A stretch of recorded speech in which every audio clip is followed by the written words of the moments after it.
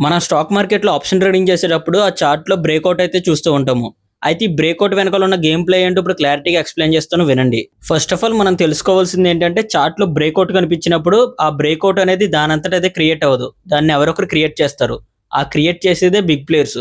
ఎందుకు క్రియేట్ చేస్తారంటే అలా బ్రేక్‌ఔట్ అనేది క్రియేట్ చేసి మనలాంటి రిటైల్ ట్రేడర్స్‌ని అట్రాక్ట్ అయ్యేలా చేసి మార్కెట్‌లోకి ఎంటర్ అవ్వాలి. ఎందుకంటే మనం మార్కెట్‌లోకి ఎంటర్ అవుతేనే కదా వాళ్ళకి లిక్విడిటీ అనేది సరిపోయి వాళ్ళు కూడా మార్కెట్‌లోకి ఎంటర్ అవుతారు. అప్పుడు మన దగ్గర నుంచి వాళ్ళు మనీ తీసుకోవడానికి స్కోప్ అనేది ఉంటుంది. సో, అందుకనే ఫస్ట్ ఆఫ్ ఆల్ మనల్ని అట్రాక్ట్ అయ్యేలా చేసి మార్కెట్‌లోకి ఎంటర్ అవ్వేలా చేస్తారు. అయితే ఇలా మనం బ్రేక్‌ఔట్‌ని చూసి అట్రాక్ట్ అయ్యి మార్కెట్‌లోకి ఎంటర్ అవుతామని బిగ్ ప్లేయర్స్‌కి ముందే తెలుసు. సో, అందుకనే ఆ బ్రేక్‌ఔట్ దగ్గర బిగ్ ప్లేయర్స్ అనేవాళ్ళు లిమిట్ ఆర్డర్స్ పెట్టుకొని రెడీగా ఉంటారు. 2 సైడ్స్ లిమిట్ ఆర్డర్స్ పెట్టుకుంటారు. అంటే కాల్ ఆప్షన్‌ని సెల్ చేసి లిమిట్ ఆర్డర్ పెట్టుకుంటారు. అలాగే పుట్ ఆప్షన్‌ని సెల్ చేసి లిమిట్ ఆర్డర్స్ పెట్టుకుంటారు. ఇలా సెల్లింగ్ ఎందుకు చేస్తారంటే మనలాంటోళ్ళందరూ ఆప్షన్ బయింగ్ చేస్తాం కాబట్టి మనకు ఆపోజిట్ అనేవాళ్ళు వాళ్ళు సెల్లింగ్ చేసి వాళ్ళ పొజిషన్స్ అనేవి యాక్టివేట్ చేసుకుంటారు. సో, ఓవరాల్‌గా ఇలా యాక్టివేట్ చేసుకున్న తర్వాత ఇద్దరం మార్కెట్‌లోకి అయితే ఎంటర్ అవుతాము. అయితే బ్రేక్‌ఔట్ దగ్గర వాళ్ళ ఆర్డర్స్, మన ఆర్డర్స్ మ్యాచ్ అయ్యి మార్కెట్‌లోకి ఎంటర్ అయిన తర్వాత 3 థింగ్స్ అయితే జరుగుతాయి. అవేంటంటే అయితే మార్కెట్ అనేది అప్ సైడ్ మొమెంటం జరగాలి. లేదా రివర్సల్ జరిగి మార్కెట్ అనేది డౌన్ సైడ్ మొమెంటం జరగాలి. లేదా సైడ్ వేస్‌లో అనేది ఉండాలి.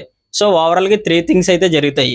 ఇవి ఏ విధంగా జరుగుతాయో ఇప్పుడు క్లారిటీగా ఎక్స్‌ప్లెయిన్ చేస్తాను వినండి. ఫస్ట్ ఆఫ్ ఆల్ బ్రేక్‌ఔట్ అయిన తర్వాత కాల్ సైడ్ మనలాంటోళ్ళందరూ చాలా విపరీతంగా బై చేశారనుకుందాం. అంటే కాల్ సైడ్ మనం ఎక్కువ బై చేసాము.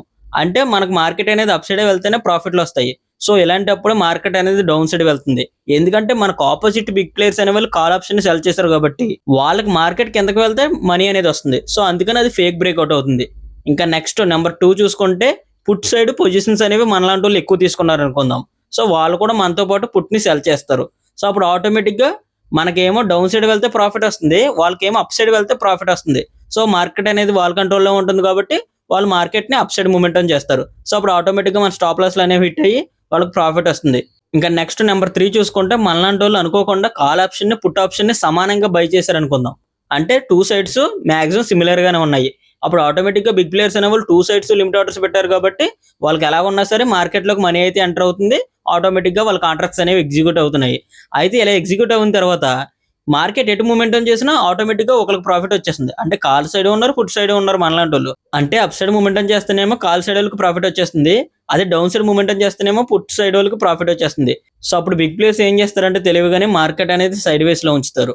సో, అప్పుడు ఆటోమేటిక్‌గా 2 సైడ్స్ నుంచి ప్రాఫిట్ అనేది వస్తుంది. ఎందుకంటే ప్రీమియమ్స్ అనేవి డికే అయిపోతుంది. సో, ఓవరాల్‌గా బ్రేక్‌ఔట్ వెనకాల జరిగే గేమ్ ప్లాన్ ఇది. దీని గురించి ఇంకా మీరు క్లారిటీగా తెలుసుకోవాలంటే ఆల్రెడీ ఫుల్ లెంత్ వీడియో అనేది చేసి యూట్యూబ్‌లో అప్‌లోడ్ చేశాను. ఛానల్ లింక్ అయితే బయోలో ఉంది. ఒకసారి వెళ్లి చెక్ చేయండి. కంటెంట్ ఇన్ఫర్మేటివ్‌గా అనిపిస్తే గనక అకౌంట్‌ని ఫాలో చేయండి. రీల్ నచ్చితే గనక లైక్ చేసి షేర్ చేయండి. Thank you.